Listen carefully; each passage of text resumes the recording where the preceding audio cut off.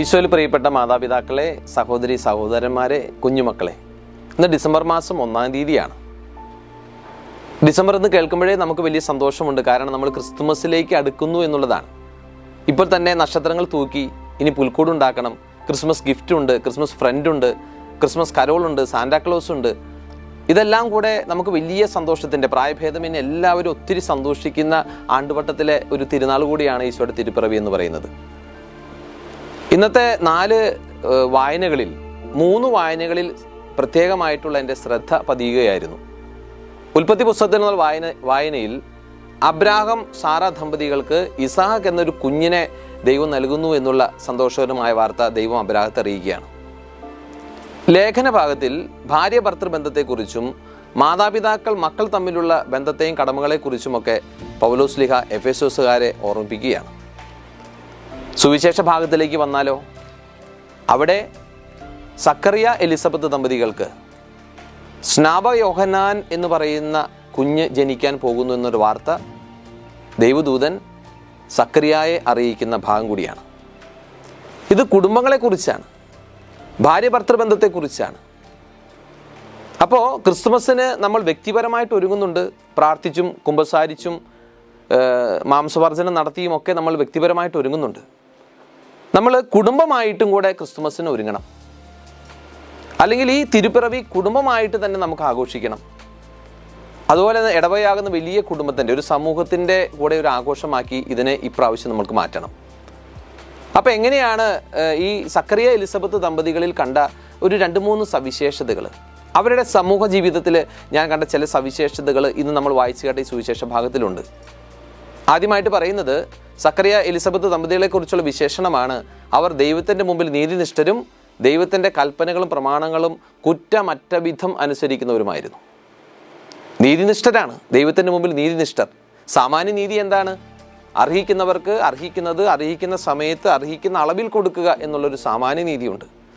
ദൈവത്തിൻ്റെ നീതി അല്ലെങ്കിൽ വിശുദ്ധ ഗ്രന്ഥത്തിലെ നീതി എന്ന് പറയുന്നത് അതിനേക്കാൾ വലുതാണ്.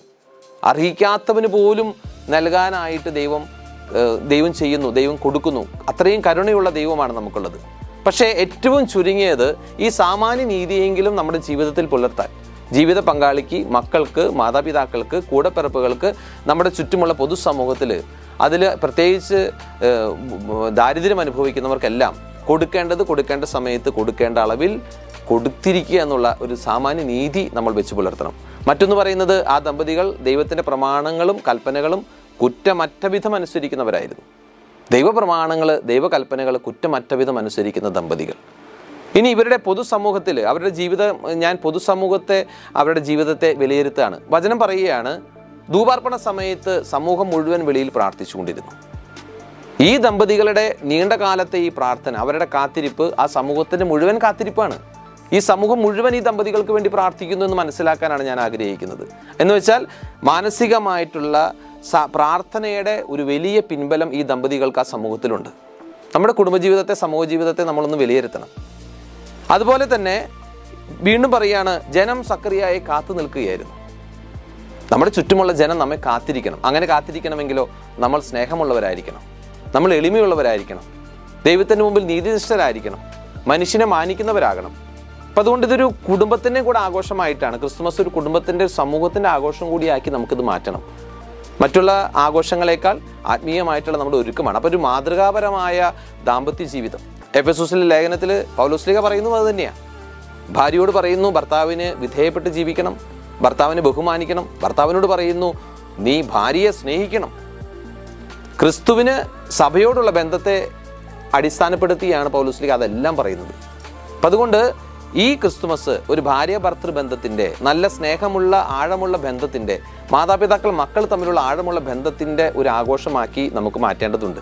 അപ്പം അതിനുവേണ്ടി നമ്മൾ ഇന്നു മുതൽ ആത്മാർത്ഥമായിട്ട് പ്രാർത്ഥിച്ചൊരുങ്ങണം. ഫ്രാൻസിസ് മാർപ്പാപ്പ പറയുന്നത് പോലെ ഹൃദയത്തിൻ്റെ നഷ്ടപ്പെട്ട ഭാവങ്ങളെല്ലാം തിരിച്ചു പിടിച്ചുകൊണ്ട് ഇത്തവണ ക്രിസ്തുമസ് എൻ്റെ വ്യക്തിപരമായ അനുഭവമാകുന്നതോടൊപ്പം കുടുംബത്തിൻ്റെയും കൂടെ ഒരു ആഘോഷമാക്കി പൊതുസമൂഹത്തിന് സ്വീകാര്യതയുള്ള ഒരു കുടുംബമായിട്ട് മാറാൻ വേണ്ടിയിട്ടുള്ള ഒരു ആഘോഷം കൂടിയാകട്ടെ. അതിന് ഈശോ നമ്മെ അനുഗ്രഹിക്കട്ടെ എന്ന് പ്രാർത്ഥിക്കുന്നു. നന്ദി.